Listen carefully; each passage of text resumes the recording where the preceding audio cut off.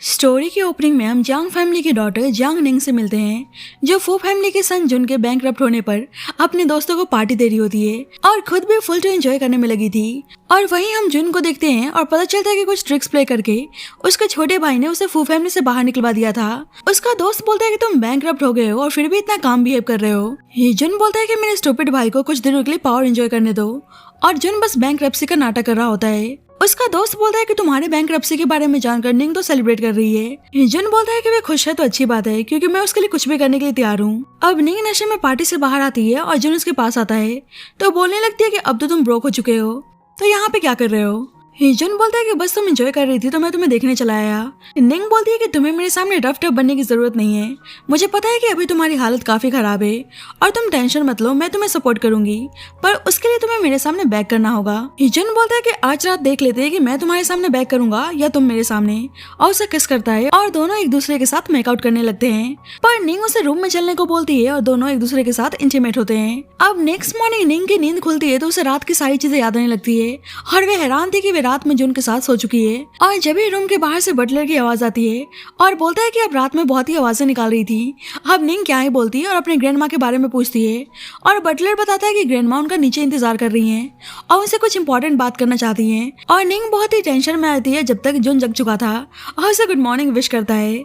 और रात के बारे में सोचकर निंग वहां से जाने लगती है तो जुन उसे रोककर बोलता है कि मतलब अब तुम मेरे साथ सोने के बाद भागने की कोशिश कर रही हो। पर निंग तो उसको चुपचाप सेकंड फ्लोर से जंप लगा के यहाँ से जाने को बोलती है और कहती है कि जो भी रात में हमारे बीच में हुआ उसको भूल जाना। जुन बोलता है कि मैं सीढ़ियों से जा सकता हूँ, पर निंग बोलती है कि इस वक्त हम मेरी ग्रैंड माँ के घर पे हैं और अगर उन्होंने हम दोनों को साथ में देख लिया तो हम दोनों जिंदा नहीं बचने वाले। पर जुन तो जंप करके जाने के लिए तैयार नहीं था और निंग उसके सामने बैक करने लगती है। और जब भी दोनों को बाहर से ग्रैंड माँ की आवाज आती है और निंग उसको जल्दी से जाने को बोलती है, पर जुन का फोन कहीं गुम हो गया था और दोनों फोन को ढूंढने लगते हैं। पर जब तक ग्रैंड माँ रूम में पहुंच जाती हैं और दोनों को अजीब पोजीशन में देख लेती हैं। अब दोनों ऑलरेडी एक दूसरे के साथ सो चुके थे, इसलिए ग्रैंड माँ दोनों को शादी करने को बोलती हैं, जिससे निंग तो हैरान थी, पर ये जानकर जुन खुश नजर आ रहा होता है। निंग बोलती है कि हम आज की जनरेशन के लोग हैं और जुन के साथ उसका वन नाइट स्टैंड तो हुआ है, तो ऐसे में शादी की क्या जरूरत है। पर ग्रैंड माँ उसकी एक नहीं सुनती और दोनों को इमीडिएटली सिविल अफेयर ब्यूरो जाकर शादी करने को बोलती हैं। निंग कहती है पर जुन मुझसे शादी नहीं करना चाहता और निंग को पता था कि जुन मना कर देगा क्योंकि वे दोनों एक दूसरे को पसंद नहीं करते थे। पर जुन बोलता है कि मुझे कोई प्रॉब्लम नहीं है, तो निंग को बहुत ही गुस्सा आता है। बाद में निंग जुन से बोलती है कि अभी भी देर नहीं हुई है, तो जुन बोलता है कि मैं ऑलरेडी ग्रैंड माँ के सामने तुम्हारे साथ सो चुका हूँ, इसलिए मैं अपनी रिस्पॉन्सिबिलिटी लेने से पीछे नहीं हट सकता। निंग जानबूझकर बोलती है कि वैसे मैं तुम्हें बता दूं कि मैं बहुत सारे आदमियों के साथ सो चुकी हूँ। जुन बोलता है कि मैं तो एक दिन में 2 लड़कियों के साथ सोता हूँ। निंग बोलती है कि शायद तुम्हें पता नहीं कि मैं कितनी वाइल्ड हूँ। जुन बोलता है कि क्या बात है, मुझे तो वाइल्ड लड़कियां बहुत ही पसंद है। निंग को तो बहुत ही गुस्सा आ रहा होता है और बोलती है कि तुम तो शायद मुझे पसंद नहीं करते, तो फिर ये सब क्या है।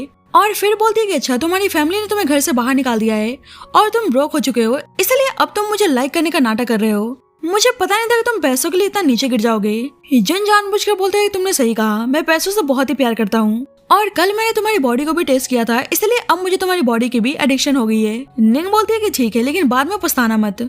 बटलर वहीं पे खड़े होकर बातें सुन रहा होता है और सोचता है कि दोनों मेरे सामने ऐसे बात कर रहे हैं कि जैसे मैं यहाँ पे हुई नहीं। अब जुन और निंग दोनों लीगली शादी कर लेते हैं और दोनों की शादी के बारे में उनके दोस्तों को भी पता चल गया था और सभी बेट लगाने लगते हैं कि दोनों की शादी कुछ महीने भी नहीं टिकने वाली। जल्द ही निंग के पास उसकी बेस्ट फ्रेंड जेनी की कॉल आती है और बोलती है कि सही में तुमने उस रूथलेस पर्सन से शादी कर ली। निंग बोलती है कि हाँ, अब वे तुम्हारा ब्रदर इन लॉ है। अब उनके ग्रुप में एक लड़की चेंगसू का बर्थडे था, इसलिए जेनी उसको आने को बोलती है। अब निंग आती है तो जेनी देखती है कि उसके गले पे लव बाइट का निशान है, तो जेनी उसको टीज करने लगती है। पर वहाँ पे चेंगसू और उसके दोस्त बोलने लगती हैं कि जुन उसको पसंद नहीं करता, पक्का वे टाइम पास के लिए उसके साथ सो गया होगा। पर निंग उन दोनों को उल्टा सुना देती है। अब जल्दी जुन निंग को लेने आता है तो निंग जुन से उसको किस करने को बोलती है और दोनों एक दूसरे को पैशनेटली किस करने लगते हैं और निंग तो जानबूझकर दोनों लड़कियों को दिखा रही होती है। और ये सब देखकर चेंगसू को बहुत ही गुस्सा आता है क्योंकि वो जुन को पसंद करती थी। अब घर पे आते ही दोनों एक दूसरे को किस करने लगते हैं और निंग जुन से बोलती है कि आज तुमने बहुत ही अच्छा काम किया। पर अचानक से उसकी नजर पेंटिंग पे जाती है और जुन से पूछने लगती है कि तुम्हारे पास इतने पैसे कहाँ से आए, सच बताओ तुम बैंकरप्ट नहीं हुए ना, मैंने ठीक कहा। जुन बोलता है कि एक्चुअली इस पेंटिंग को बाय करने के लिए मैंने तुम्हारा अकाउंट नंबर यूज किया है, तो निंग को उस पर बहुत ही गुस्सा आता है और उसे इसी वक्त चल के डिवोर्स लेने को बोलती है। पर जुन कहते हैं कि शायद तुम भूल चुकी हो कि हमने एग्रीमेंट साइन किया है, उसके अकॉर्डिंग हम 1 साल तक डिवोर्स नहीं ले सकते। और बाद में निंग अपनी बेस्ट फ्रेंड जेनी से इस बारे में शेयर करती है तो जेनी बोलती है कि कोई नहीं, सोचो जुन को पता है कि वे तुम्हारी फेवरेट पेंटिंग है। पर निंग कहती है कि उसने एक ही दिन में मेरे 200 मिलियंस का नुकसान कर दिया। जेनी बोलती है कि तुम्हें पता है कि जुन एक प्रिंस है और उसे अपने लग्जरियस लाइफ को छोड़कर ऐसा नॉर्मल लाइफ जीना पड़ रहा है, इसीलिए उसे चीजें अडेप्ट करने में थोड़ा तो टाइम लगेगा। इधर जुन अपने दोस्त लूशा के साथ होता है और उसका दोस्त बोलता है कि मतलब तुम जानबूझकर निंग को परेशान कर रहे हो। जुन तो बोलता है कि अच्छी बात यह है कि निंग 1 साल तक मुझसे डिवोर्स नहीं ले सकती। लूशा कहता है कि निंग के ग्रैंडमा ने उसे बहुत सारे पैसे दिए हैं और सही है कि तुम उन पैसों को उसके लिए वैल्यूएबल चीजें बाय करने में स्पेंड कर रहे हो। अब जुन ऑनलाइन कुछ और दिखता है, उसको भी बाय कर लेता है और निंग के पास पैसे डिडक्ट करने का नोटिफिकेशन आता है तो उसे जुन पे बहुत ही गुस्सा आता है कि वह उसके पैसों को पानी की तरह बहा रहा है। इसलिए जब जुन घर आता है तो निंग बोलती है कि मैंने सुना है कि तुमने लॉ की पढ़ाई की है तो तुम्हें लॉ फॉर्म की तो नॉलेज होगी, इसलिए उसको कल से कंपनी ज्वाइन करने को बोलती है। अब नेक्स्ट डे जुन लॉ फॉर्म ज्वाइन करता है और एम्प्लॉयज देखते हैं कि उसके पास इतने अच्छे अच्छे गैजेट्स हैं। इधर हम निंग को देखते हैं जो अपने ट्रेडिशनल ड्रेस रिलेटेड वर्कशॉप में काम कर रही होती है और ग्रैंड माँ का बर्थडे आने वाला था, इसलिए उनके लिए ट्रेडिशनल ड्रेस डिजाइन कर रही होती है और उसकी एम्प्लॉय उसके डिजाइन की तारीफ करने लगती है और बोलती है कि अभी ये वर्कशॉप सही से चल नहीं रहा, कहीं बंद ना हो जाए। पर निंग बोलती है कि मेरे रहते हुए तुम्हें चिंता करने की जरूरत नहीं है, मैं सब कुछ ठीक कर दूंगी और एक सेलिब्रिटी मॉडल यांग को कॉल करके उसके ड्रेस को एंडोर्स करने को बोलती है और वह सेलिब्रिटी उनके साथ कोऑपरेशन करने के लिए तैयार हो जाती है। तो निंग की एम्प्लॉयज बहुत ही हैप्पी थी। इधर जुन तो कंपनी में बस टाइम पास करने आया था और ऑफिस टाइम खत्म होते ही चुपचाप कंपनी से निकल लेता है।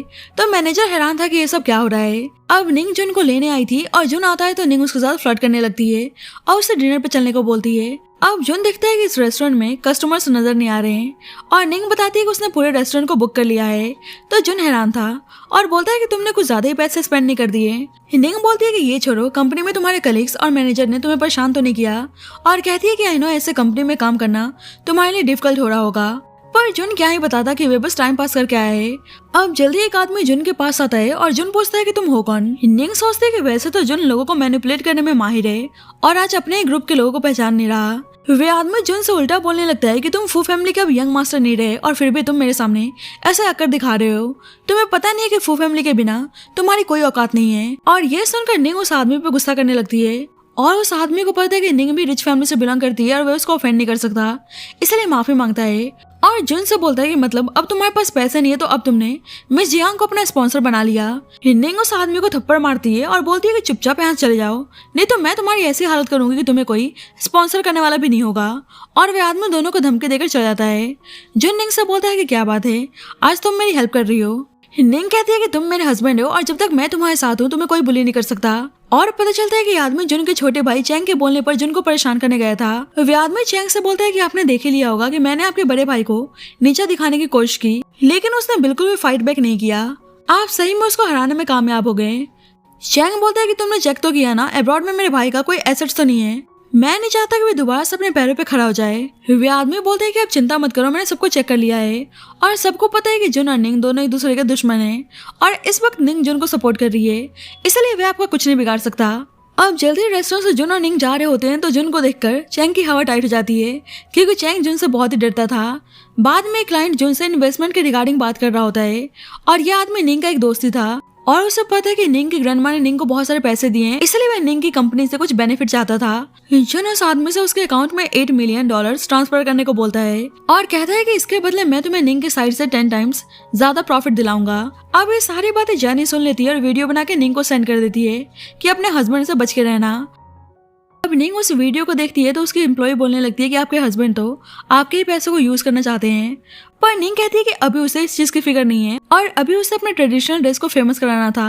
और जब भी वे लोग देखते हैं कि सेलिब्रिटी पार्टी में कोई और ड्रेस पहनकर आ चुकी है और निंग समझ जाती है कि यांग का पहले से ही उसका ड्रेस पहनने का कोई इरादा नहीं था और उसने उसको पागल बनाया। अब एम्प्लॉय परेशान हो जाती है कि फिर उनके ड्रेस का क्या होगा और निंग खुद ही उस ड्रेस को पहनकर पार्टी में आती है तो सभी उसके ट्रेडिशनल ड्रेस की तारीफ करने लगते हैं और वे सभी इस ब्रांड को बाय करना चाहते थे और ऊपर से सब देखते हैं कि निंग ही आज हॉट सर्चेस की टॉपिक है।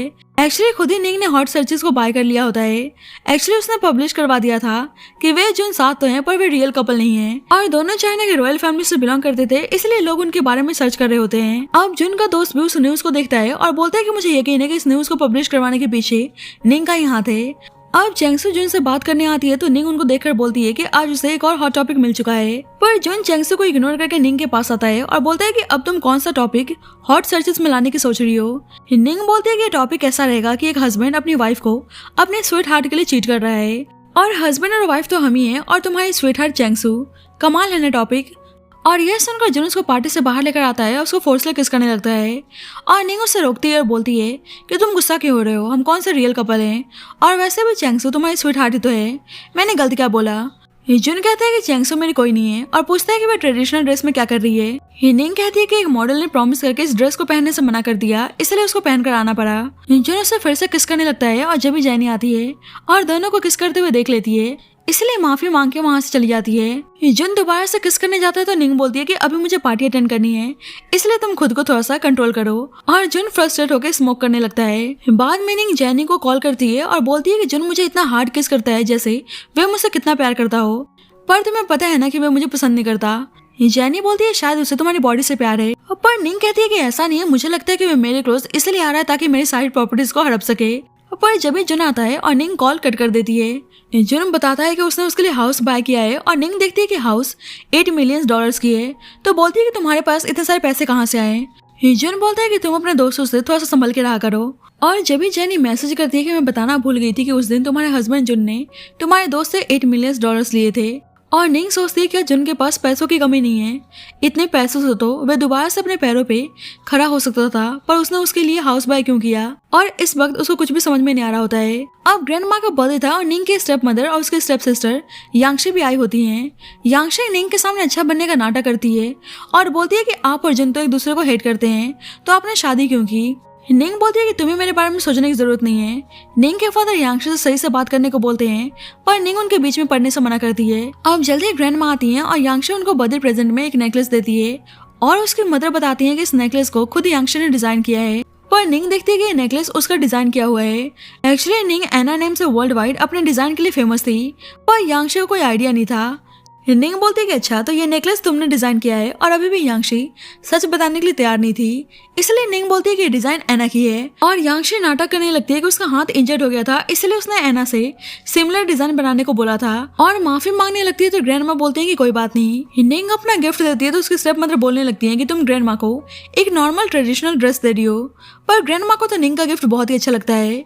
अब उसके स्टेप मदर और यांगशी को बहुत ही गुस्सा आता है और यांगशी की मॉम बोलने लगती है कि तुम जल्दी से अपने भाई को अब्रॉड से वापस बुला लो, नहीं तो ग्रैंड माँ अपनी सारी प्रॉपर्टीज निंग को ही दे देंगी। अब निंग आज बहुत ही हैप्पी थी और जुन के साथ इंटीमेट हो रही होती है और बोलती है कि मुझे पता है कि तुम्हें मेरी बॉडी की एडिक्शन है, पर इस वक्त मैं तुम्हारी बॉस हूँ और तुम मेरी एम्प्लॉय, और अगर तुमने अपने बॉस को मेंटली और फिजिकली हैप्पी नहीं किया तो मैं तुम्हारी मंथली पॉकेट मनी को डिडक्ट भी कर सकती हूँ। जुन बोलता है कि वह उसको हैप्पी करने की कोशिश करेगा, पर जब भी जुन के पास चेंगसू की कॉल आती है और जुन से बोलती है कि मुझे पता है कि निंग बस तुम्हारे साथ खेल रही है और मुझे नहीं लगता कि निंग तुम्हारे लायक है। और निंग बोलने लगती है कि पहली बात मैं तुमसे बहुत ही सुंदर हूँ और तुमसे कई ज्यादा अमीर और जुन के लिए बहुत ज्यादा वैल्यूएबल, इसलिए तुम्हें बताने की जरूरत नहीं है कि मैं जुन के लायक हूँ या नहीं, और कॉल कट कर देती है। और जुन पे गुस्सा करने लगती है कि अपने स्वीटहार्ट को बोल दो कि रात में कॉल ना किया करे जब मैं तुम्हारे साथ होती हूँ, बाकी बाद में तुम दोनों को जो भी करना है करते रहना। और उसे हिट कर दिया तो खुद ही उसके पैरों में दर्द होने लगता है और बोलती है क्या तुम्हारे पैर स्टील के बने हैं जो इतना हार्ड है। जुन बोलता है कि मेरा सब कुछ हार्ड है, तुम्हें पता तो है, और बोलता है कि उसके और चेंगसू के बीच में कुछ नहीं है, पर निंग कहती है कि मुझे यकीन नहीं है। जुन बोलता है कि मैं तुम्हें यकीन दिलाता हूँ और उसको बेडरूम में लेकर जाता है। बाद में निंग अपने वर्कशॉप में आती है तो देखती है कि उसका स्टेप ब्रदर युआन आया हुआ है और मजाक बनाने लगता है कि मैंने सुना है कि तुमने पुअर प्रिंस से शादी कर ली है, वैसे तुम दोनों एक दूसरे के लिए परफेक्ट मैच हो। निंग बोलती है कि जुन ने तुम्हें बिजनेस में बहुत बार मात दी है, इसलिए तुम ग्रजेस होल्ड करके बैठे हो। युआन बोलता है कि ऐसा कुछ नहीं है, मैंने सुना है कि ग्रैंड माँ ने तुम्हें बहुत सारे पैसे दिए हैं और जियांग फैमिली का एल्डेस्ट सन मैं हूँ, इसलिए उन पैसों पे बस मेरा हक है। पर निंग कहती है कि तुम भूल जाओ कि तुम्हें कुछ भी मिलने वाला है। युआन कहता है कि ठीक है फिर कोर्ट में मिलते हैं, और निंग कहती है कि बिल्कुल मैं तैयार हूँ। बाद में निंग जुन से हेल्प मांगती है कि युआन उसके प्रॉपर्टीज को छीनने की कोशिश कर रहा है और जुन केस लड़ने के बदले उससे पैसे मांगता है। निंग कहती है कि मैं तुम्हारी वाइफ हूँ और तुम मुझसे भी पैसे चार्ज कर रहे हो। जुन बोलता है कि तुम्हें पता तो है कि हमारा मनी बेस्ड रिलेशनशिप है। निंग बोलती है कि अच्छा तुम कितना चार्ज करते हो, और उसको सेड्यूस करने लगती है तो जुन बोलता है बस 200। निंग कहती है कि अब तुम अपने बात से मत पलटना क्योंकि सब कुछ तुम पे डिपेंड करता है, और उसको किस करके चले जाते हैं तो निंग बहुत ही खुश हो जाता है। बाद में निंग केस के रिगार्डिंग जुन के लॉ फॉर्म में आती है और मैनेजर से बोलने लगती है कि मैंने सुना है कि तुम अपने एम्प्लॉयज से ओवर टाइम काम करवाते हो। मैनेजर कहता है कि आपसे किसने बोला, और जब भी जुन आता है और निंग को कॉन्फ्रेंस रूम में चलने को बोलता है, निंग कहती है कि मैं तुम्हारी क्लाइंट हूँ और तुम मेरे साथ ऐसे बिहेव कर रहे हो, मैं तुम्हारे अगेंस्ट केस फाइल भी कर सकती हूँ। जुन बोलता है कि फिर मैं कुछ ऐसा करूंगा कि तुम ठीक से चल नहीं पाओगी, और निंग बाहर उसको ऐसी बातें करने से मना करती है। अब दोनों केस के ऊपर डिस्कशन करते हैं और निंग के जाने के बाद मैनेजर जुन से बोलता है कि तुम न्यू हो और तुम इतने बड़े केस को हैंडल नहीं कर पाओगे, इसलिए मुझे हैंड ओवर कर दो। जुन बोलता है कि अगर मैं जीत गया तो मैनेजर बोलता है कि ऐसा हुआ तो मैं अपना मैनेजर का पोस्ट तुम्हें दे दूंगा, और जुन ऐसा प्रूफ उसकी वीडियो बना लेता है और बोलता है कि इस बात को भूल मत जाना। अब मैनेजर सोचता है कि पुअर प्रिंस है और फिर भी इसमें इतनी अकड़ है। बाद में जुन अपने दोस्त से बात कर रहा होता है और जुन को पता था कि निंग 1 घंटे से बाथरूम में है, तो उसको चेक करने जाता है और उसको प्यार से देखने लगता है। अब निंग अपना केस लड़ने आती है और देखती है कि चेंगसू भी आई हुई है, तो उसको बहुत ही जलन होती है। अब जुन अपने दलीलों से उस केस को जीत जाता है और अभी भी ग्रैंड माँ की प्रॉपर्टीज निंग के पास थी। निंग का स्टेप ब्रदर युआन बोलता है कि बस तुम इस टाइम लकी थी इसलिए तुम जीत गई, और उसकी स्टेप सिस्टर यांगशी निंग से बोलने लगती है कि आपने भाई के अगेंस्ट लॉ सूट फाइल किया, क्या फैमिली से इम्पोर्टेंट आपके लिए पैसे हैं? निंग बोलती है कि हाँ मेरे लिए पैसे इंपॉर्टेंट है और कुछ बोलना है, और चेंगसू यहाँ भी मौका नहीं छोड़ती है। जुन से बोलने लगती है कि अगर इन फ्यूचर हमारी फैमिली में लॉ सूट होगा तो आप हमारा भी केस लेंगे ना। अब निंग से बर्दाश्त नहीं होता है, इसलिए चक्कर आने का नाटक करने लगती है कि कल रात मैंने बहुत ही टाइम तक बात ले लिया था, इसलिए शायद मुझे कोल्ड हो गया है, और जुन उसको लेकर चला जाता है तो यांगशी और चेंगसू का मुंह बन जाता है। बाद में जुन उसके फीवर को चेक करता है तो निंग बोलती है कि यहाँ पे कोई नहीं है, इसलिए हस्बैंड प्रिटेंड करने की जरूरत नहीं है। जुन बोलता है पर तुम्हें फीवर है, और निंग कहती है कि मैं दवा खा के ठीक हो जाऊंगी, वैसे भी मैं फिजिकली काफी हेल्दी हूँ। जुन बोलता है कि अच्छा तो डेली रात में कौन बोलता है कि उसके पैरों में दर्द हो रहा है? निंग बोलती है कि एक्चुअली तुम्हारी सर्विस ठीक नहीं है, तुम्हें कुछ करना नहीं आता। जुन बोलता है कि अच्छा तुम मेरे स्किल्स पे पॉइंट कर रही हो। अब निंग की तबीयत खराब थी इसलिए जुन उसको घर लेकर आता है और उसकी केयर कर रहा था, और निंग पूछती है कि सूप किसने बनाया है, और जुन बोलता है कि केयर टेकर ने। निंग बोलती है कि तुम तो फू फैमिली के प्रिंस हो और बचपन से नौकर चाकर तुम्हें सर्व करने के लिए तुम्हारे आसपास रहते होंगे, तो तुम मेरा इतना ख्याल क्यों रख रहे हो? इसके लिए मैं तुम्हें एक्स्ट्रा पे नहीं करने वाली। अब दोनों किस कर रहे होते हैं और लिफ्ट का डोर ओपन हो जाता है और निंग जुन को अलग कर देती है। अब निंग अपने केयर टेकर को थैंक यू बोलती है कि रात में उन्होंने उसके लिए सूप बनाया, पर सूप तो जुन ने बनाया होता है पर निंग को पता नहीं चलने देता। बाद में जुन लॉ फॉर्म आता है और मैनेजर उसके साथ अच्छे से बिहेव कर रहा होता है, और जुन उसे उसकी वीडियो दिखाता है और बोलता है कि अब से मैनेजर मैं हूँ, और मैनेजर कहने लगता है कि मैं उस दिन बस मजाक कर रहा था।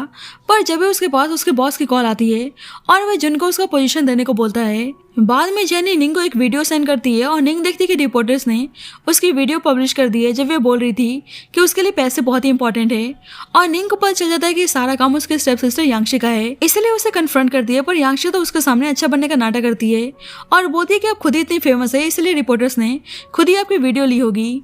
निंग कहती है कि अच्छा तुम्हारा इसमें कोई हाथ नहीं है, और बोलती है कि तुम्हें पता है ना कि मुझे पैसों से कितना प्यार है, इसलिए मैं इस योगा स्टूडियो के रेंट को बढ़ा रही हूँ। यांगशी बोलती है कि अभी उसकी स्टूडियो सही से नहीं चल रही इसलिए रेंट बढ़ाने से मना करती है। निंग बोलती है पर मेरे लिए तो पैसे इंपॉर्टेंट है ना, इसलिए या तो रेंट पे कर देना, नहीं तो अपने योगा के लिए कोई और प्लेस देख लो। बाद में चेंगसू यांगशी को भड़का रही होती है कि निंग उसको ऐसे ट्रीट करती है, और अब इन लोगों ने निंग को उसका इंसल्ट करने के लिए बुलाया होता है।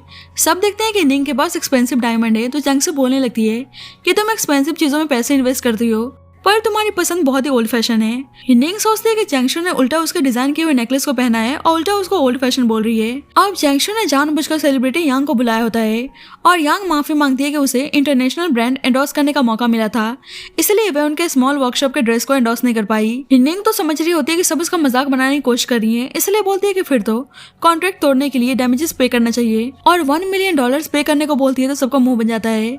अब रात में निंग अपने वर्कशॉप जा रही होती है तो जुन उसको टाइम पे घर आने को बोलता है, और वहीं पे जुन का भाई चैंग और उसका आदमी होता है। चैंग का आदमी बोलता है कि जुन ने न्यू बिजनेस स्टार्ट किया है लेकिन फिर भी वे आपका कंपैरिजन नहीं कर सकता, और बोलता है कि निंग इतनी अमीर है लेकिन फिर भी उसे पता नहीं कि पैसे इन्वेस्ट कैसे करते हैं। अगर जुन ने निंग की हेल्प कर दी तो निंग को सबसे ज्यादा वेल्दी और पावरफुल होने से कोई नहीं रोक सकता। चैंग बोलता है कि फिर तो उसको निंग से डील करना ही होगा। अब निंग अपने वर्कशॉप में काम कर रही होती है जब एक आदमी आके उसके साथ जबरदस्ती करने लगता है, पर जब वहाँ पर जुन पहुंच जाता है और निंग को उस आदमी से बचाता है और उस आदमी को बहुत ही बुरी तरीके से मारने लगता है तो निंग उसे रोकती है, और जुन को पता चलता है कि इस आदमी को उसके भाई चैंग ने भेजा है। बाद में जुन निंग के जख्मों पर दवा लगाता है और उसको आराम करने को बोलता है। अब जुन तो बहुत ही गुस्से में था, इसलिए चैंग के पास आकर उसको बुरी तरीके से मारने लगता है और बोलता है कि तुमने निंग को हार्म पहुंचाने की हिम्मत कैसे की। पहले तो चैंग अनजान बनने का नाटक करता है, फिर जुन के डर से एक्सेप्ट कर लेता है। जुन बोलता है कि अगर से तुमने निंग को नुकसान पहुंचाने की कोशिश की तो तुम्हारे साथ क्या होगा तुम्हें आइडिया नहीं है। बाद में जुन वापस घर आता है तो निंग उसको हक कर लेती है। अब नेक्स्ट जेनी निंग से मिलने आती है और बोलती है कि मैं तुम्हारी बेस्ट फ्रेंड हूँ और तुम इंजर्ड थी पर तुमने मुझे बताना जरूरी नहीं समझा। निंग बोलती है कि टेंशन वाली कोई बात नहीं, मैं बिल्कुल ठीक हूँ। जेनी बताती है कि शायद तुम्हें पता नहीं है कि ली फैमिली बैंकरप्ट हो गई है और जुन के भाई चैंग की कंपनी में भी बहुत ही बड़ा लॉस हुआ है और सेलिब्रिटी यांग भी इंडस्ट्री से बैन हो चुकी है। और निंग को याद आता है कि रात में जुन इन सबके बारे में किसी से बात कर रहा था और अभी तक निंग को लगता था कि शायद वो उसका सपना था, लेकिन आज उसको रियलाइज होता है कि शायद ये सारा काम जुन का है। अब जल्दी जुन आता है, इसलिए जेनी उन दोनों को अकेले टाइम स्पेंड करने के लिए छोड़कर चली जाती है और निंग जानबूझकर जुन से बोलती है कि तुम्हें पता है कि तुम्हारा मैनेजर उसकी फैमिली बैंकरप्ट हो गई है और चैंग को भी बहुत बड़ा लॉस हुआ है और उस सेलिब्रिटी यांग को भी इंडस्ट्री से बैन कर दिया गया है। पर जुन तो अनजान बनने का नाटक करता है और निंग सोचती है कि शायद मैं कुछ ज्यादा ही सोच रही हूँ। जुन तो खुद ही इस टाइम ब्रोक है और वे सब कुछ कैसे कर सकता है। अब लेट नाइट निंग अपनी ग्रैंड माँ की बेस्ट फ्रेंड के लिए ड्रेस बना रही होती है और जुन उसके वर्कशॉप में ही था ताकि दोबारा से कोई उसको हर्ट ना करे और ये चीज निंग को बहुत ही अच्छी लगती है। अब ग्रैंड माँ की बेस्ट फ्रेंड एक्सपायर हो गई थी और न्यूज में ये चल रहा होता है कि लास्ट टाइम उन्होंने निंग की डिजाइन ड्रेस पहनी हुई थी और सभी निंग के बारे में उल्टा बोल रहे होते हैं। जुन निंग से बोलता है कि अगर तुम इन लोगों को स्यू करना चाहती हो तो मैं तुम्हारे साथ हूँ। अब निंग को पता चलता है कि ग्रैंड माँ की बेस्ट फ्रेंड की फ्यूनरल पर उसके एक एम्प्लॉय ने ये बात फैलाई होती है कि वे लास्ट टाइम निंग के डिजाइन ड्रेस को पहनी हुई थी और उस एम्प्लॉय ने सब कुछ निंग के स्टेप सिस्टर यांगशी के बोलने पर कहा था, इसलिए ग्रैंड माँ यांगशी पर गुस्सा कर रही होती हैं और वे अपने कुछ प्रॉपर्टीज देने वाली थी उसको भी उसको देने से मना कर देती हैं। बाद में जुन चैंगसू के भाई से मिलने के लिए उसकी कंपनी आता है और चैंगसू निंग को जुन के साथ देखती है तो उसे बहुत ही जलन होती है। मीटिंग के बाद जुन आता है तो देखता है कि निंग यहाँ पे है नहीं और चैंगसू बोलती है कि शायद वह घर चली गई है, इसलिए जुन चला जाता है और चैंगसू अपने सिक्योरिटी गार्ड से एसी का टेम्परेचर कम करके ऑफिस डोर को लॉक करने को बोलती है।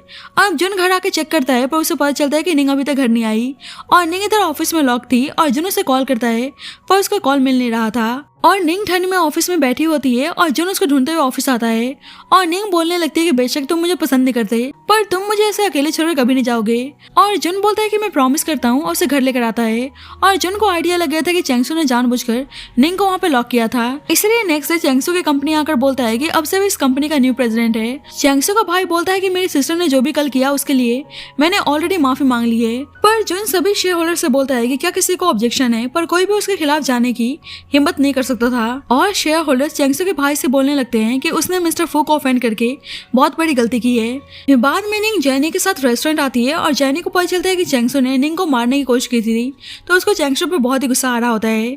निंग पूछती है कि वह कुछ ऑर्डर क्यों नहीं कर रही और जेनी बताती है कि आज यहाँ पे उसके बचपन का दोस्त चैंग भी आने वाला है। अब जल्दी वहाँ पे हीचन आता है और निंग अपने बचपन के दोस्त को देखकर बहुत ही सरप्राइज थी। अब जुन का दोस्त जुन को एक्सपेंसिव डायमंड नेकलेस देता है और जुन को टीज करने लगता है कि पहले उसने निंग की हेल्प की और अब वह उसके मनपसंद नेकलेस को देना चाहता है। जल्दी दोनों की नजर निंग और हीचन पे पड़ती है और जुन का दोस्त बोलता है कि सुनने में आया कि बचपन से ही ये दोनों एक दूसरे के काफी क्लोज हैं और जुन को बहुत ही जलन होती है, इसलिए यहाँ चलने को बोलता है। जुन का दोस्त बोलता है कि तुम निंग को नेकलेस नहीं देना चाहते, तुम सही में बहुत ही डरपोक हो। पहले तुमने उसके सामने बैंकरप्ट होने का नाटक किया और अब उसको नेकलेस भी नहीं दे रहे। पर जुन तो वहां से चला जाता है। अब हीचन ने निंग को नेकलेस दिया होता है और उसको ध्यान से देख रही होती है और जब भी जुन आता है और निंग बोलती है कि उसको चैंगसू के अगेंस्ट केस फाइल करनी है। बाद में चैंगसू का भाई उसकी तरफ से जुन से माफी मांगता है पर चैंगसू कहने लगती है कि आप माफी क्यों मांग रहे हो और उसका भाई उस पर गुस्सा करने लगता है कि उसकी वजह से उनकी फैमिली बैंकरप्ट होने वाली है। पर अभी भी चैंगसू एक्सेप्ट करने के लिए तैयार नहीं थी कि उसने नियान को मारने की कोशिश की है, पर उसका भाई उसको बकवास बंद करने को बोलता है। अब जुन दोनों को जाने को बोलता है और जब निंग आती है और जुन बताता है कि चैंगसू एक्सेप्ट करने के लिए तैयार नहीं है और नियान टेंशन में रहती है, पर जुन बोलता है कि तुम टेंशन मत लो, मैं इसका सोल्यूशन ढूंढ लूंगा।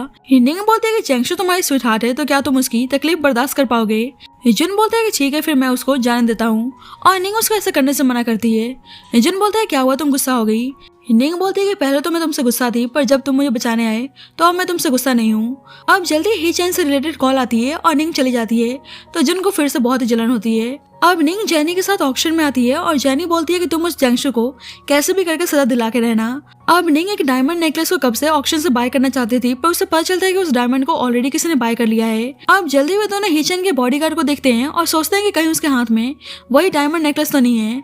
अब बाद में निंग घर आती है तो उसको वही डायमंड नेकलेस रिसीव होता है और नैंग को लगता है कि शायद ये नेकलेस हीचन ने भेजा है, पर एक्चुअली में इस नेकलेस को जुन ने निंग के पास सेंड करवाया होता है तो उसका दोस्त उसको टीज करने लगता है। अब जल्दी उन्हें पता चलता है कि निंग कब से हीचन के हॉस्पिटल में उसका वेट कर रही है और ये देखकर जुन का मुंह बन जाता है। बाद में हीचन अपना ऑपरेशन परफॉर्म करके आता है और निंग से माफी मांगता है कि उसको इतना वेट करना पड़ा। निंग कहती है कि कोई नहीं और उसको नेकलेस वापस कर देती है कि बहुत ही एक्सपेंसिव है और वो एक्सेप्ट नहीं कर सकती और बोलती है कि अब मैं मैरिड हूँ इसलिए मुझे अपने हस्बैंड के फीलिंग्स के बारे में भी अब सोचना है। हीचन बोलता है पर पहले तो तुम्हें मुझसे गिफ्ट लेने में कोई प्रॉब्लम नहीं होती थी। निंग बोलती है कि पहले ही कुछ और बात है, अब मैं मैरिड हूँ और ये सुनकर हीचन को बहुत ही बुरा लगता है और देखता है कि उसने डायमंड नेकलेस तो निंग को सेंड नहीं किया था, इसलिए अपने आदमी को कॉल करके पता लगाने को बोलता है कि इस नेकलेस को निंग के पास किसने भेजा था। अब निंग घर आती है तो जुन पूछता है कि वे कहाँ थी और निंग बताती है कि वे डायमंड नेकलेस बाय करने के लिए ऑक्शन में गई थी, पर किसी पागल ने उस नेकलेस को पहले ही बाय कर लिया। तो जुन बोलता है कि अच्छा फिर क्या हुआ। निंग कहती है कि जब मैं घर आई तो मुझे वे नेकलेस रिसीव हुआ। अब जुन ने उस नेकलेस को बाय किया होता है, इसलिए एक्साइटेड होकर पूछता है। निंग कहती है कि तुम इतना अजीब बिहेव क्यों कर रहे हो। जुन बोलता है कि बस मैं उस डायमंड नेकलेस को देखना चाहता हूँ कि वह दिखता कैसा है। निंग बोलती है कि वे तो मैंने वापस कर दिया। तो जुन हैरान था और पूछता है कि तुमने किसको वापस कर दिया है। निंग बोलती है कि बस मैंने अपने एक लवर को। तुम्हें पता तो है कि मेरे कितने सारे लवर्स हैं। और जुन को समझ में नहीं आता कि वो डायमंड नेकलेस किसको देकर आ गई। बाद में निंग के स्टेप सिस्टर यांगशी अपने कुछ डिजाइन को दिखाती है और निंग देखती है कि उसने उसी को कॉपी किया है। और जेनी भी बोलने लगती है कि डिजाइन तो एना के डिजाइन से काफी सिमिलर है और मैं उसकी फैन हूँ, तो मैं बता सकती हूँ कि यांगशी ने एना के डिजाइन को कॉपी किया है। पर यांगशी अभी भी एक्सेप्ट करने के लिए तैयार नहीं थी और जेनी बोलती है कि मुझे पता है कि तुम झूठ बोल रही हो। एक्चुअली जेनी को पता था कि निंग ही एना है, इसलिए बोलती है कि तुम कॉपी करने के लिए यांगशी को स्यू क्यों नहीं करती। निंग बोलती है कि अभी सही टाइम नहीं है, पर टाइम आने पर वे उसको जरूर रिवील करेगी। बाद में यांगशी न्यू प्रोडक्ट लॉन्च करती है और उसने फिर से एना के डिजाइन को कॉपी किया होता है, इसलिए निंग आकर उसको स्यू करने की धमकी देती है और बताती है कि वही एना है। पर यांगशी को उसकी बातें झूठी लगती है, पर जल्दी उन्हें पता चलता है कि निंग ही एना है, इसलिए यांगशी निंग से माफी मांगने लगती है। पर निंग तो उसकी एक नहीं सुनती है और उसको स्यू करने के लिए तैयार थी। बाद में निंग हीचन के साथ अपनी मॉम के मेमोरियल पे आती है और हीचन तो निंग को बहुत ही पसंद करता था, इसलिए इमोशनल सपोर्ट देने के लिए उसके साथ था। और जुन को पता चलता है कि निंग हीचन के साथ है तो उसे बहुत ही गुस्सा आता है। बाद में निंग के फादर निंग को ही आकर सुना रहे होते हैं कि वे यांगशी को परेशान कर रही है, पर जब भी जुन आकर बोलता है कि वे निंग का लॉयर है और वे यांगशी के अगेंस्ट केस लड़ने के लिए तैयार है। उसके फादर बोलते हैं कि मैं निंग का फादर हूँ और मैं निंग को कुछ भी बोल सकता हूँ। पर निंग कहती है कि आज मेरी मॉम की डेथ एनिवर्सरी थी और आप अपनी फैमिली के साथ बिजी थे। और जुन को रियलाइज होता है कि एक्चुअली मैं निंग हीचन के साथ वर्शिप करने गई थी, इसलिए निंग के फादर से बोलता है कि वे निंग का लॉयर ही नहीं बल्कि उसका हस्बैंड भी है। तो उसके फादर चुप हो जाते हैं। बाद में जो निंग से बोलता है कि तुमने बताया क्यों नहीं कि आज तुम्हारी मॉम की डेथ एनिवर्सरी है, तो मैं भी तुम्हारे साथ चल लेता और तुम उनसे मेरी इंट्रोडक्शन भी करा देती। निंग बोलती है कि इंट्रोडक्शन का क्या करना है जब आगे जाकर हमें डिवोर्स लेना है, पर जुन बोलता है कि हमें डिवोर्स लेने की जरूरत नहीं है। निंग बोलती है क्या तुम भूल चुके हो कि हमने मैरिज एग्रीमेंट साइन किया है। जुन बोलता है कि मैं उस एग्रीमेंट को तोड़ भी सकता हूँ। निंग कहने लगती है कि तुम मुझे डिवोर्स नहीं देना चाहते, तुम तो मुझसे प्यार भी नहीं करते। जुन बोलता है कि मुझे पता है कि मेरे अलावा तुम्हारे पास कोई बेटर ऑप्शन नहीं है। पर निंग कहती है कि हमने ग्रैंड माँ की वजह से शादी की है और वैसे भी मैं 24 साल की हूँ और मेरे पास अभी बहुत ही टाइम है और मैं अपने ट्रू लव को ढूंढ सकती हूँ। तो जुन जेलसी में उसे किस करने लगता है और बोलता है कि मैं तुम्हारा हस्बैंड हूँ और तुम मेरे सामने ट्रू लव ढूंढने की बात कर रही हो। निंग जानबूझकर बोलती है कि वैसे भी हमारा कौन सा स्ट्रॉन्ग रिलेशनशिप है। जुन बोलता है तो तुम किसी को पसंद करती हो। निंग कहती है कि पसंद करने में क्या प्रॉब्लम है। तो जुन उससे किस करता है और बोलता है कि तुम किसी और पर्सन के बारे में सोचना ही मत और उसके साथ इंटीमेट होने लगता है। बाद में निंग हीचन से मिलने आती है और हीचन उसके लव बाइट को नोटिस करता है और निंग को जुन पे बहुत ही गुस्सा आ रहा होता है कि आज उसकी वजह से उसको इतना एम्बैरेसमेंट फेस करना पड़ रहा है। हीचन उसे नेकलेस वापस करता है और बोलता है कि इस नेकलेस को मैंने नहीं बल्कि जुन ने गिफ्ट किया है। अब घर आकर निंग जानबूझकर जुन के सामने बोल रही होती है कि हीचन ने मुझे इतना एक्सपेंसिव नेकलेस गिफ्ट किया। सही में हीचन मेरे बारे में कितना सोचता है। जुन बोलता है कि हाँ वे कुछ ज्यादा ही अच्छा है। निंग कहती है कि तुमने मुझे झूठ क्यों बोला और जुन को डर हो जाता है क्या निंग को सच पता चल चुका है। अगर उसे पता चल जाएगा कि उसने अपने बैंकरप्सी के बारे में झूठ बोला है तो वे पक्का उसे डिवोर्स लेना चाहेगी। पर निंग बोलती है कि तुमने इस नेकलेस के लिए इतने सारे पैसे कहाँ से बोरो किए, क्या तुमने अपने दोस्त से लिया है। और जुन हाँ बोलता है। निंग कहती है कि तुम उन पैसों को इन्वेस्ट भी कर सकते थे, इस नेकलेस को बाय करने की क्या जरूरत थी। जुन बोलता है क्योंकि ये नेकलेस तुम्हें पसंद था। निंग कहती है कि आगे से ज्यादा पैसे स्पेंड मत करना और खुश होकर उसे किस कर लेती है। बाद में जुन की एक एम्प्लॉय उसको सीड्यूस करने की कोशिश करती है तो जुन पुलिस को कॉल करता है और उसको फायर कर देता है और जुन का असिस्टेंट माफी मांगता है क्योंकि उसने उस लड़की को ऑफिस में अलाउ किया था, इसलिए जुन उसको भी फायर कर देता है। इसलिए असिस्टेंट निंग से हेल्प मांगता है और निंग जानकर हैप्पी थी कि किसी ने जुन को सीड्यूस किया, पर जुन ने उसको भाव नहीं दिया और असिस्टेंट से बोलती है कि तुम चिंता मत करो, मैं जुन को मनाने की कोशिश करूंगी और उसके साथ डिनर पे आती है और दोनों एक दूसरे के साथ रोमांटिक हो रहे होते हैं। निंग बोलती है कि अभी उनका खाना खाना रह रहा है, पर जुन बोलता है कि खाना बाद में खा लेंगे और उसको किस करने लगता है। इधर यांगशी परेशान थी कि निंग ने उसको स्यू कर दिया और ऊपर से उसके ऊपर इतना फाइन लगा दिया है। अब अपने फादर के बुलाने पर निंग उनसे मिलने आती है और उसके फादर बोलते हैं कि तुम बोलती रहती हो ना कि मैं बहुत ही बाइस्ड हूँ, इसलिए मैं एक कंपनी यांगशी और एक कंपनी तुम्हें हैंड ओवर करता हूँ और मैं देखना चाहता हूँ कि तुम दोनों में से ज्यादा कंपनी को प्रॉफिट कौन कराता है। और निंग को तो पता था कि जो कंपनी वे उसको हैंड ओवर कर रहे हैं वे ऑलरेडी लॉस में है, पर फिर भी निंग उस कंपनी को एक्सेप्ट कर लेती है और उसके फादर यांगशी से बोलते हैं कि तुम ही जीतने वाली हो क्योंकि तुम्हारी कंपनी ऑलरेडी प्रॉफिट में चल रही है और इस बार ग्रैंडमा पक्का तुमसे खुश हो जाएंगी। तो यांगशी सोचने लगती है कि निंग इस बार तुम मुझे नहीं हरा पाओगी। अब 2-3 दिनों से निंग अपने कंपनी पे काम कर रही होती है और जुन उसको परेशान देखकर पूछता है क्या उसको कुछ हेल्प चाहिए। निंग बोलती है कि तुम मसाज दे सकते हो, पर जुन तो उसको किस करने लगता है। निंग बोलती है कि उसे फाइल रीड करनी है, पर जुन बोलता है कि कल रीड कर लेना और उसके साथ इंटीमेट होने लगता है। अब नेक्स्ट डे जेनी निंग से मिलने आती है और बोलती है कि उसका एक कजन है और वह उसकी इस कंपनी के रिगार्डिंग डेट्स क्लियर करने में हेल्प कर सकता है। और एक्चुअली में जुन के दोस्त ने जेनी को ऐसा कहने के लिए बोला होता है। अब जुन का दोस्त जुन को आकर बताता है कि उसने निंग के उस कंपनी के सारे डेट्स को क्लियर कर दिया है और जुन यांगशी को उस कंपनी को बैंकरप्ट करने को बोलता है। अब जल्दी जुन के पास निंग का मैसेज आता है कि उसका मूड आज बहुत ही अच्छा है और उसको डिनर पे इनवाइट करती है। जुन का दोस्त उसको डिनर पे चलने को बोलता है तो जुन बोलता है कि माफ करना, अभी मैं थोड़ा सा बिजी हूँ। अब यांगशी की कंपनी में बहुत ही लॉस हुआ था, इसलिए यांगशी बहुत ही परेशान थी और उसकी मॉम यांगशी के फादर से उसे हेल्प करने को बोलती हैं। बाद में चैंगशू फिर से यांगशी को भड़काने की कोशिश करती है और बोलती है कि उसके पास एक अच्छा आइडिया है।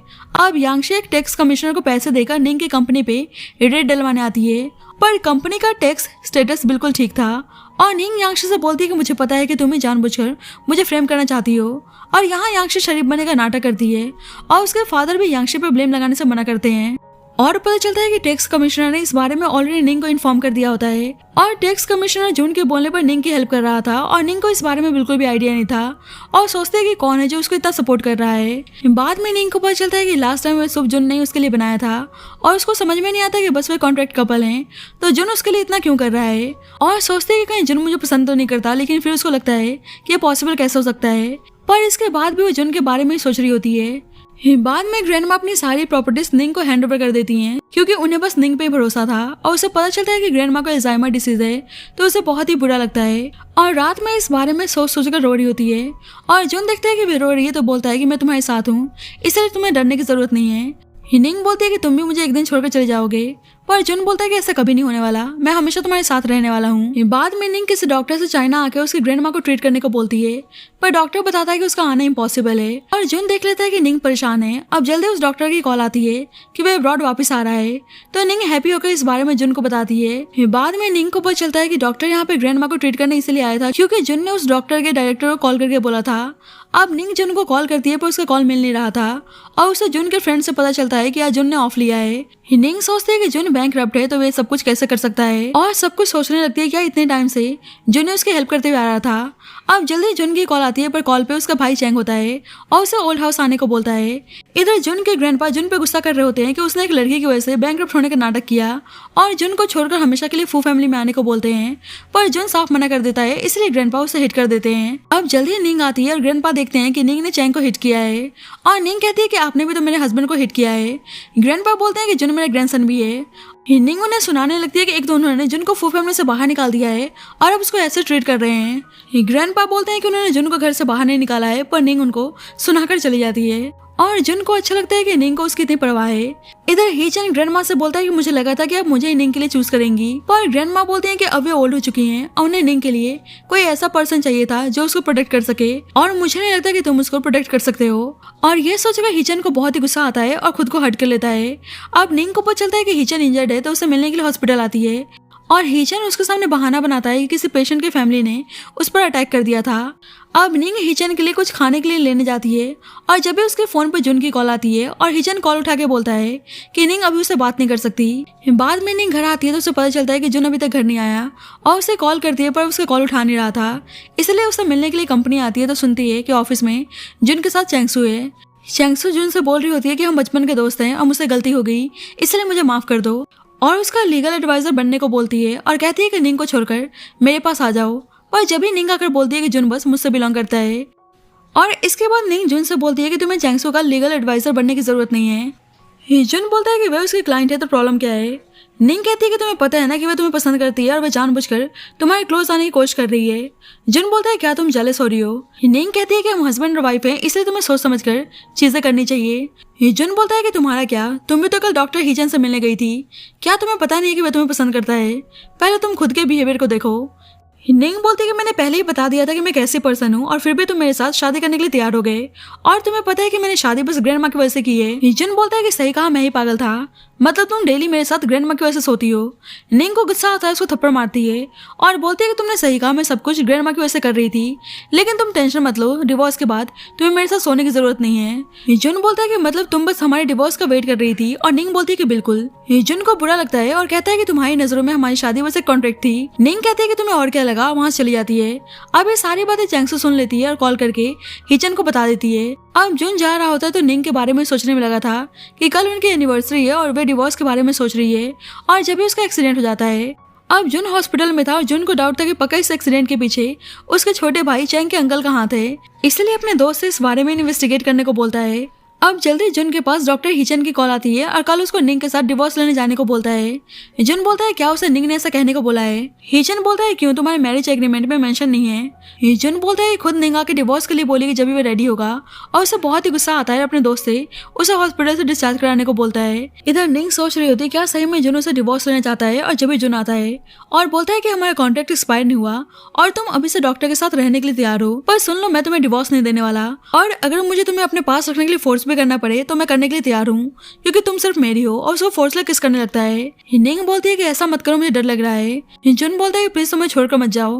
निंग बोलती है कि मैं तुम्हें छोड़कर कहीं नहीं जा रही। पर जुन बोलता है क्या तुमने डॉक्टर हिचन से मुझे कॉल करके डिवोर्स के लिए नहीं बोला था।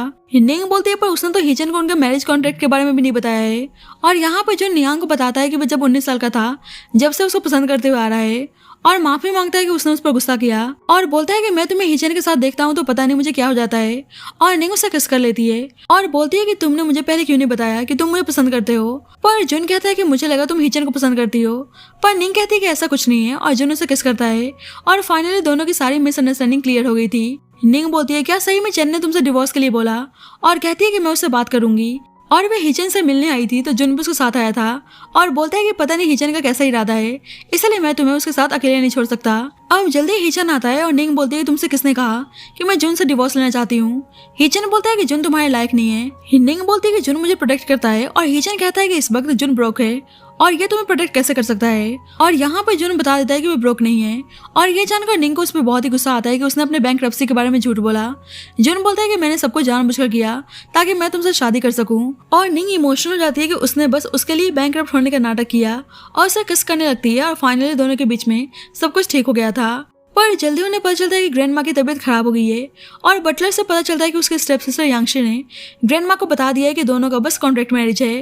पर निंग बटलर से बताती है कि वे दोनों डिवोर्स नहीं ले रहे हैं, तो बटलर दोनों के लिए बहुत ही हैप्पी था। बाद में दोनों बाहर डिनर पे आए होते हैं तो चैंगशू और यांगशी दोनों उनके पास आती हैं और चैंगशू निंग से बोलने लगती है कि जुन तुम्हें डिवोर्स दे रहा है तो तुम उसको परेशान करना बंद करो। पर निंग बोलती है कि जुन मेरा हस्बैंड है और फिर भी तुम जुन पर से गिव अप करने के लिए तैयार नहीं हो। यांगशी बोलती है कि जुन तुम्हें पसंद नहीं करता, पर जुन उन दोनों के सामने ही निंग को एक्सपेंसिव नेकलेस गिफ्ट करता है और निंग बोलती है कि तुम दोनों ने देख ही लिया होगा कि जुन मुझसे कितना प्यार करता है।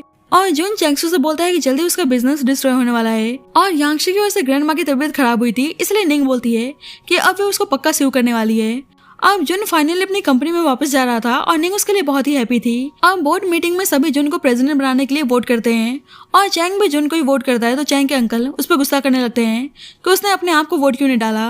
और एक फ्लैशबैक से पता चलता है कि जुन चैंग को मारने की धमकी देता है, तो चैंग डर के मारे बता देता है कि उनके एक्सीडेंट के पीछे उसके अंकल का हाथ था और जुन उनके अंकल की रिकॉर्डिंग सुना देता है और चैंग को पता चलता है कि उसके अंकल भी उसके लिए लॉयल नहीं है और वे बस प्रेसिडेंट की पोजीशन को पाने के लिए चैंग का यूज कर रहे हैं, इसलिए आज चैंग जुन का साथ देता है। और अब फू फैमिली का प्रेसिडेंट जुन था और निंग उसको कॉन्ग्रेचुलेट करती है और आज जुन प्रॉपर तरीके से उसे शादी के लिए प्रपोज करता है और निंग उसके प्रपोजल को एक्सेप्ट कर लेती है। और इसके बाद दोनों की ग्रैंड वेडिंग होती है और यहाँ पे निंग बताती है कि वो प्रेग्नेंट है, तो सब दोनों के लिए बहुत ही हैप्पी थे और इसी के साथ इस स्टोरी की हैप्पी एंडिंग होती है। So thank you so much guys for watching this video. बाकी आपको स्टोरी कैसे लगी please let me know in the comment section and जब तक के लिए bye bye and take care.